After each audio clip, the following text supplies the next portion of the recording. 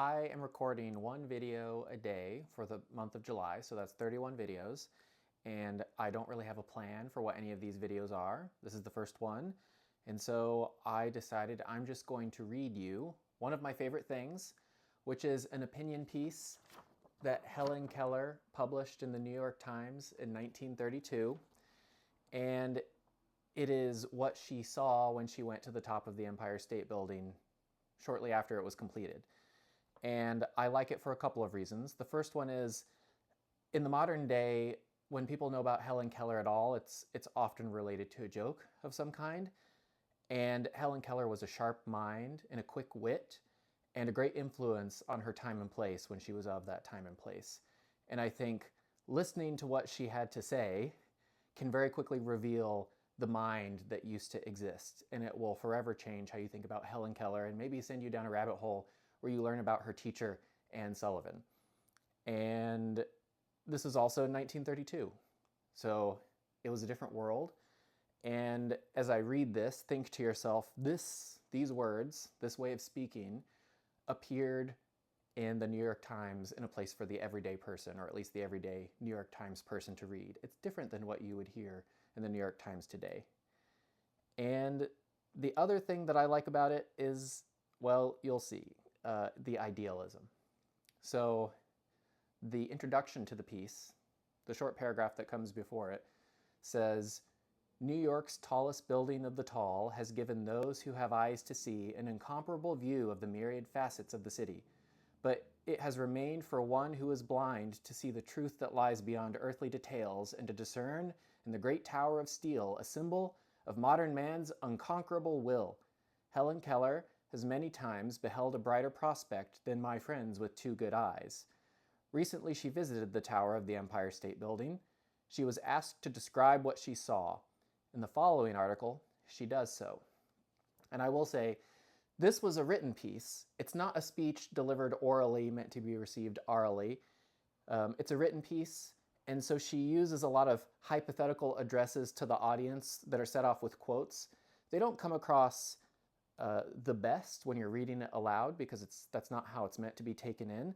But those mostly go away after the first paragraph or two. I still think it's a great piece to read and to read aloud. So, entitled, "The New York That Helen Keller Sees. Sightless, she discerns in the skyscrapers symbols of man's great achievements." And here we begin. What did I think of the sight when I was on the top of the Empire State Building? Frankly, I was so entranced seeing that I did not think about the sight. If there was a subconscious thought of it, it was in the nature of gratitude to God for having given the blind seeing minds. As I now recall the view I had from the Empire Tower, I am convinced that until we have looked into darkness, we cannot know what a divine thing vision is. Perhaps I beheld a brighter prospect than my companions with two good eyes.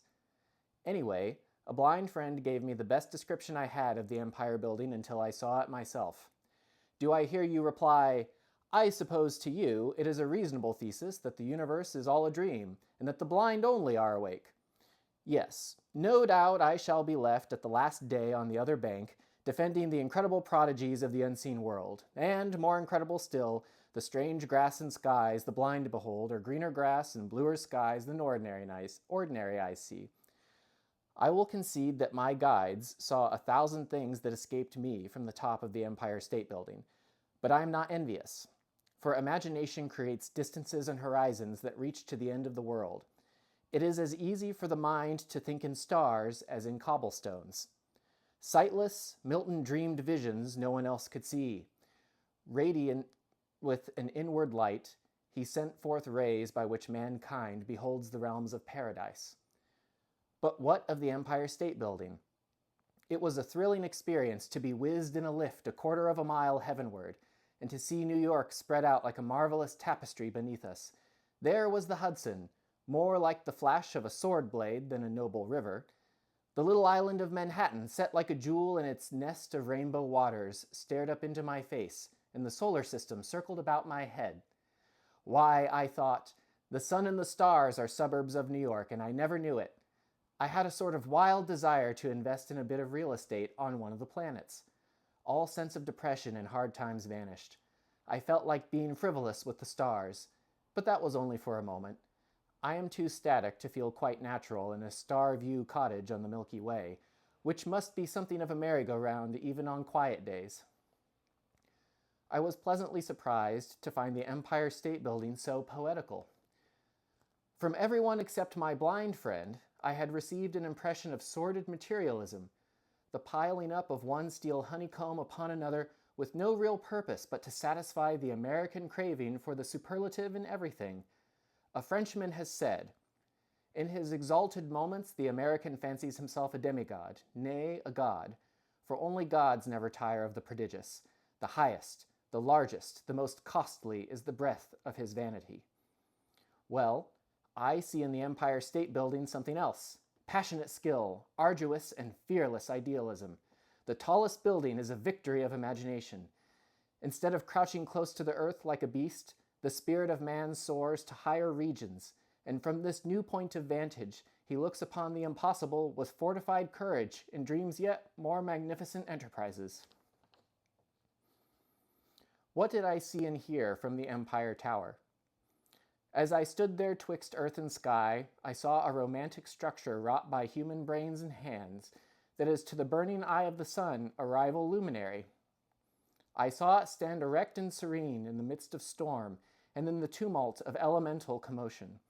I heard the hammer of Thor ring when the shaft began to rise upward. I saw the unconquerable steel, the flash of testing flames, the sword-like rivets. I heard the steam drills in pandemonium. I saw countless skilled workers welding together that mighty symmetry. I looked upon the marvel of frail yet indomitable hands that lifted the tower to its dominating height. Let cynics and supersensitive souls say what they will about American materialism and machine civilization. Beneath the surface are poetry, mysticism, and inspiration that the Empire State Building somehow symbolizes. In that giant building, see a groping toward beauty and spiritual vision. I am one of those who see and yet believe.